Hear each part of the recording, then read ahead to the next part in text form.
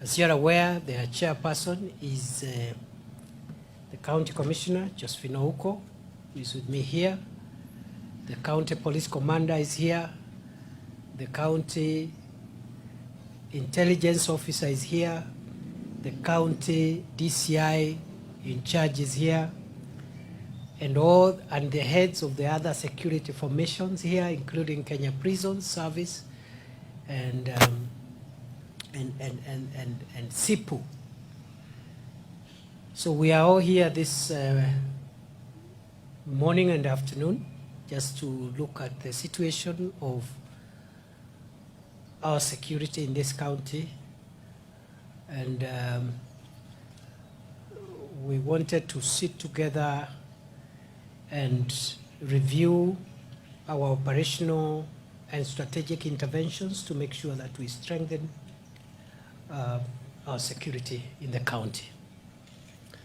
We have noted with a lot of appreciation that generally Machakos County is a law-abiding county, and even when we had difficult moments in the country because of political differences, we didn't have a lot of issues here in Machakos. And I want to take this opportunity to thank the political leaders here, the governor, and all the other elected leaders from this county. Please, when you see them, just tell them, Minister for Interior and the team said a big thank you, because even when there were very heated political moments across Kenya, this county generally remained calm, and whatever differences which were there were processed within the law peacefully, except, of course, the incidents we had in the Mlolongo area. Besides that, I think the county remained calm. I am grateful to the political leaders of this county for being mature to know that you can process your political differences lawfully, peacefully, and within the law. I must also thank my colleagues, both those who are here with me and those who are not here with me, at all levels and ranks, all security officers working in this county from all the agencies, including GAO, the National Police Service, including the Kenya Police Service, the Administration Police Service, the DCI, and the NIS, and all the other agencies that are represented here in Machakos for doing a good job. Generally, the county is okay. However, we have noted we have a number of problems that we must address. And today, this afternoon, we just want to assure the people of Machakos that we are rolling out a new strategy for security management to make sure that this county is even safer, more secure, and so that we can provide a conducive working environment for the people of Machakos to carry out their duties, their day-to-day activities, so that we build our county and we build our country. We do have a number of challenges which we have to work on. The first one, as you're aware, we have rolled out a nationwide campaign and security operation to apprehend and neutralize the threat that is posed by traffickers in narcotic drugs, psychotropic substances, as well as illicit killer brews. For a long time in our country, we have treated the matter of narcotic drugs, psychotropic substances, and killer brews as a social problem because of what these substances do to our young people, because they lead to broken families. For a long time also, we have treated these substances as affecting our economy, because many of our people who are productive, instead of spending the day creating livelihoods for their families and building the economy, they waste time taking hard drugs and drinking killer brews. is a nationwide problem. But starting recently, the National Security Council has determined that this problem of narcotic drugs, psychotropic substances, and killer brews is no longer just a social problem. It is no longer just an economic burden to the country. It is now an existential threat to the sustainability of our country. It is our view as the country's security managers that unless we completely destroy the capabilities of drug traffickers and those who manufacture killer brews, our country's population is going to be altered in a major and dramatic manner. And unless we stop these vices now and conclusively, 10, 20, 30 years from now, we will not have a generation that can take up civic responsibilities. We will not have journalists, we will not have police officers, we will not have farmers and teachers, nurses, and all the other people that build a country.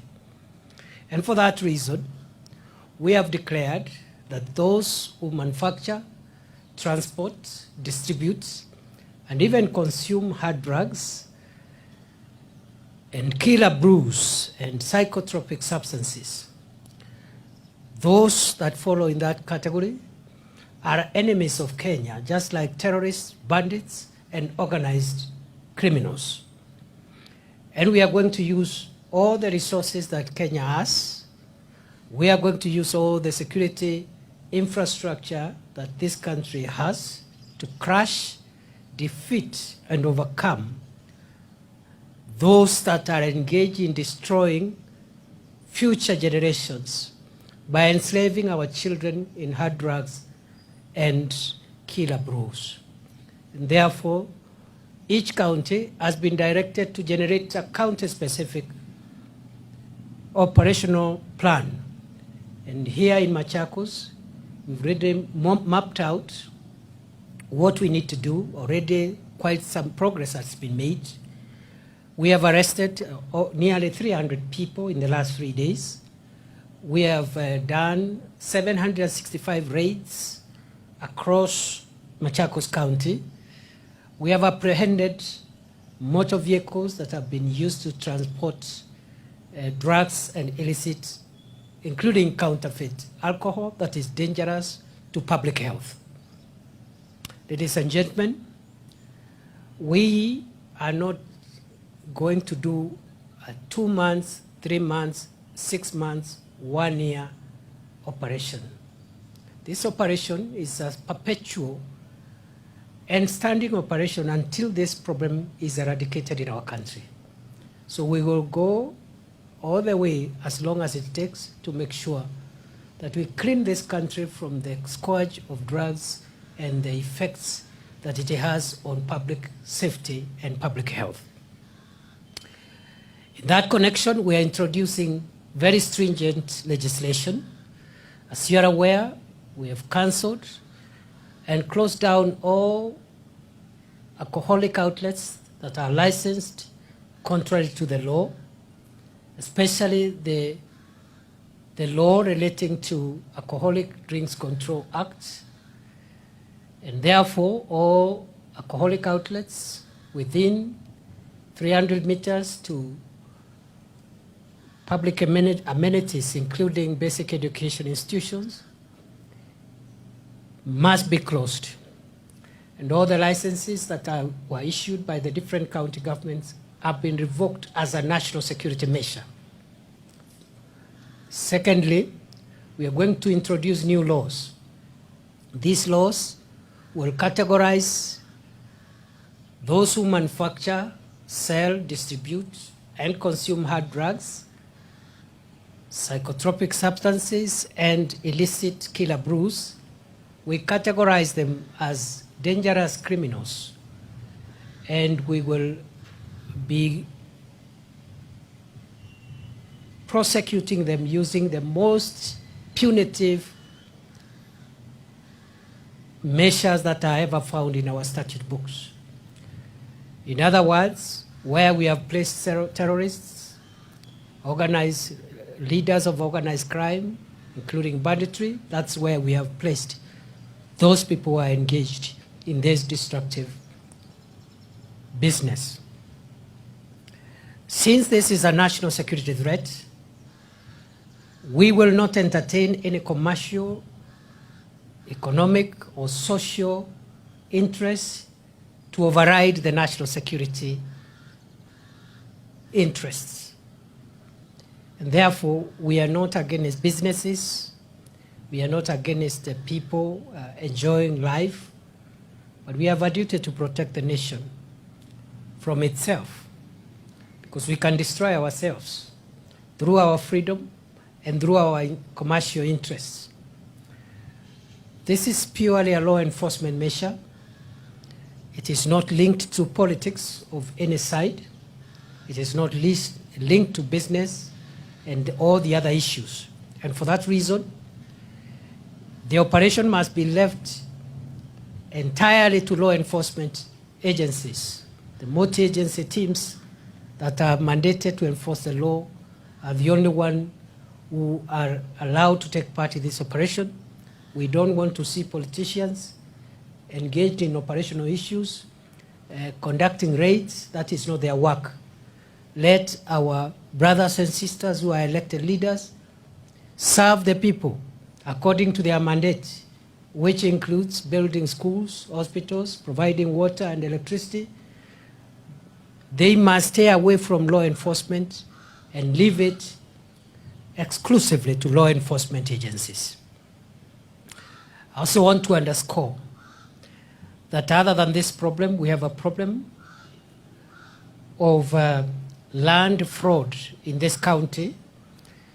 Certain parts of this county, especially Athi River, Mavoko, and the adjoining areas, Kamulu and others, where land fraudsters conniving and in cahoots with corrupted public officials have engaged in fraudulent issuance of title deeds that are not genuine. Secondly, the invasion of people's private property by hired goons who are paid to unleash violence to genuine landowners. And there are others who have invaded large tracts of public land. And therefore, we are going also to come heavily to enforce the law, to get rid of all organized criminal gangs that are terrorizing the people, including genuine landowners of private and public land. We know some of them are able to succeed because they are in cahoots with some crooked officials from the Ministry of Lands and the Survey of Kenya. Some are in cahoots with a few crooked law enforcement officials, including Ngao officers and police officers.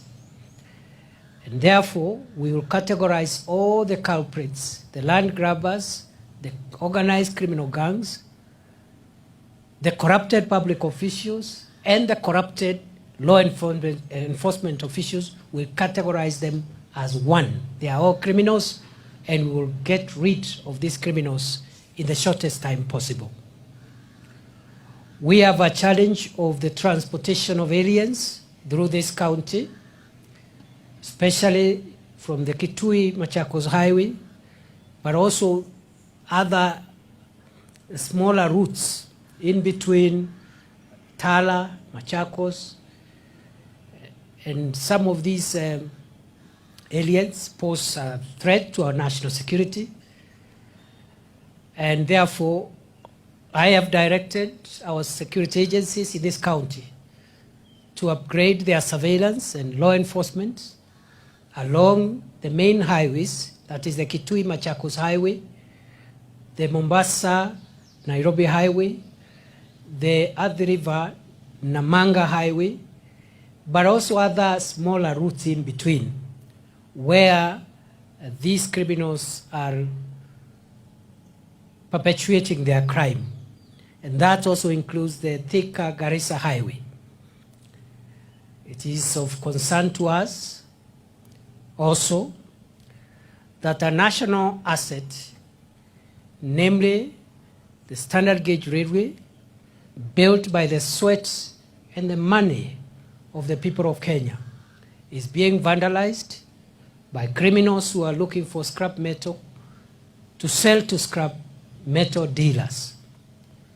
I want to put on notice all scrap metal dealers and those criminals who are destroying the critical infrastructure that is our railway, so that to get a few coins, they must look for something else to do.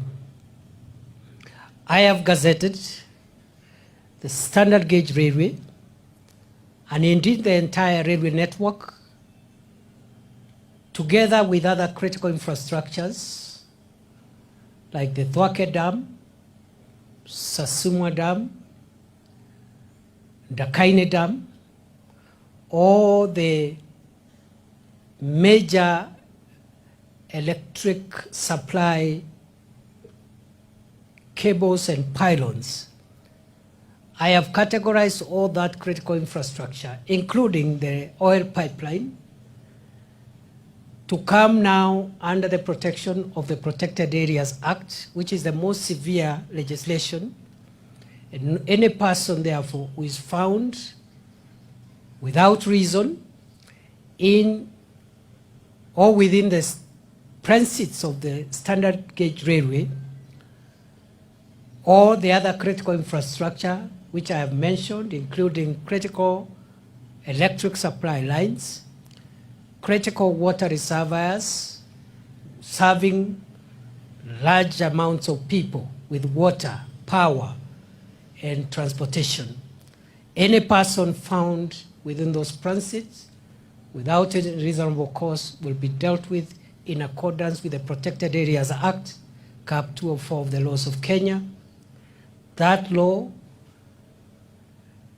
empowers law enforcement officers to use force to remove people from those facilities.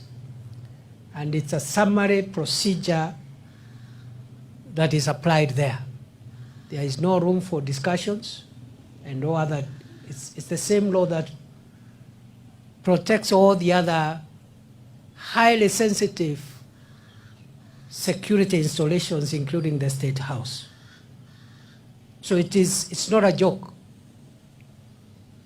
Wale watoto na vijana wanaenda kutafuta chuma pale kwa reli ya kuuza.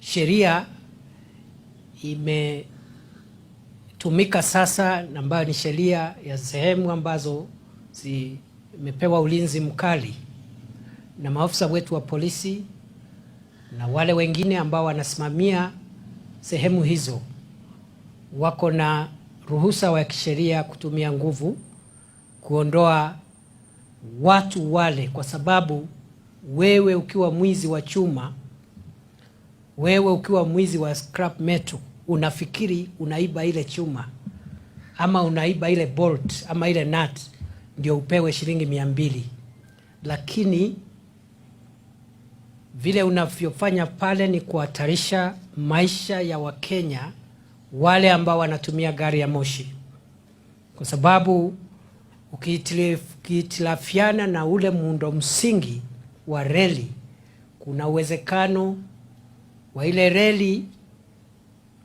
kuanguka.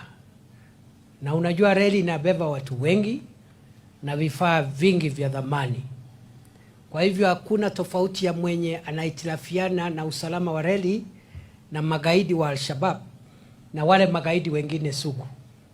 So the SGR, the railway network, critical water reservoirs, critical electricity pylons are now not only protected by our critical infrastructure police unit SIPU and the water protection unit of our National Police Service, but also they are now protected under the Protected Areas Act.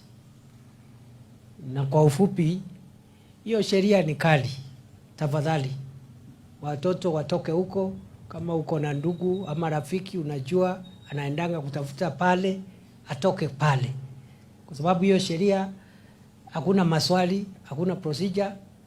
Ukipatikana pale na wewe sio engineer, hujatumwa hapo na Kenya Railways ama kutengeneza dam fulani hapo, you are not an engineer, tunakusafirisha unaenda kwa shetani direct. So that is how serious it is. Hakuna procedure sijui ya nini sijui because that law is extremely, it's one of the laws that allow us to move fast to neutralize a threat. And you know, some of these threats, even bad people, the enemies of Kenya, if we don't become very vigilant, can come and hurt us using our critical infrastructure. So I've directed the county security team on the Machakos side to be very vigilant and support the railway police unit to support our SGR and other critical infrastructure. I've just come from Makueni and I've passed the same message. I think the longest part of SGR is in Makueni County, 248 kilometers. Again, the teams in Taita Taveta and the other counties all the way to Mombasa must support the SGR as our critical infrastructure and the other critical infrastructure we have. Kwa hivyo mimi sitaki kuongea kuzidi hapo. Hapa Masaku na Makueni kuna shida kidogo, kuna wazee wengine na vijana wanaume watu wazima wanaenda kusumbuana na watoto wa shule. Na sheria imekataa mtu mzima kuenda kusumbua kimapenzi mtoto ambaye hajahitimu miaka. Pia nimeambia wenzangu wakuwe wakali kwa wale watu wazima wanaharibia watoto maisha yao. Wengine nafikiri ni hiyo bangi na miadarati, wanaharibu hata watoto ambao wako na uhusiano nao wa kifamilia. Mambo ambayo yalikataliwa mpaka na shetani. Unaona mtu mzima ile mambo anafanya ni ile hata shetani mwenyewe hawezi fanya. Kusumbua watoto wa shule, kulala na mtoto ambaye ni mtoto yako, mtoto ya ndugu yako. Hii mambo imekataliwa katika sheria ya Kenya na hata sheria ya mbinguni imekataa hii maneno. So wanaume wa Machakos mkiwaona waambie mtu atafute mtu mzima ako na ID na mtu ambaye si mwanafunzi, amefikisha miaka na ametoka shule. Kama ako shule ni huko university, huyo ni mtu mzima. Na hata hiyo wafanye urafiki ambayo ni wa kihiari, sio kilazima. Tena ikiingia lazima inakuwa offense, inaitwa rape. So kuna hiyo maneno hapo tuchunge, na watu tu wakuwe wastaarabu. We should be an organized, respectable society, a community that has morals, that has people who know the boundaries. Watu wazima wakifanya mambo yao, sisi hatuulizi, bora sio ya lazima. Lakini maneno ya watoto hapana. Watoto wote waende shule, lazima. All children must be in school. And they must be protected from violence, including violence from their own family members who are using that advantage to harm our children. That is the biggest resource we have as a nation. They are the people who will take over this country and run it when all of us who are standing here will be gone. So, ni hayo tu kwa sasa. It's good to be here in Machakos. Na mimi nitarudi hapa tena kwa sababu hii